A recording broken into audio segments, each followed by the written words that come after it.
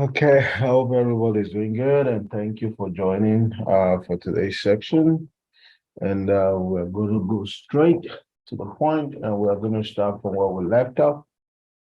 Before we continue for today, I just want to ask, does anyone has any question that we can address before we proceed?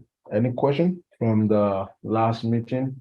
Do we have any question that has to do with what we discussed in our last meeting? Any question? Okay. If everything is silent and there's no question, I'm just gonna do one more thing. In the chat room, I just want you to drop a message there. If you can hear me clearly, just say one, so I know everybody can hear me clearly. Just say one. Okay.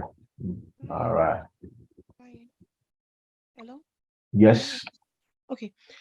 So Brian, please, by the end of this class again, please can you give us a scenario based of the BA role after you're done with everything? Like, can you give us a scenario based um of like I know that Uh, you I, talked about. under, I Yes, understand please. what you're asking, and I already have.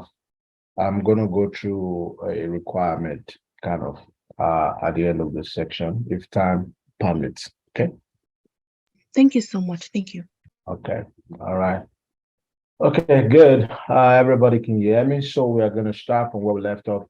So in our last meeting, we left off with the business analyst overview roles, and we look at the 12 roles that business analyst can play in the IT world as a business analyst or as an IT business analyst. So today we are going to start from this that says IT business analyst or business analyst work stream. It's pretty much straightforward when we're talking about work stream. Now we have understood our role, right? We have 12 roles. So does it necessarily mean that I have to perform these 12 roles in a project as an IT business analyst or a functional business analyst? No, the answer is no. You don't have to play all of those 12 roles in a project. And also, yes, you could also perform all of those 12 roles in a project. So the answer to that question is practically both yes and no. Okay.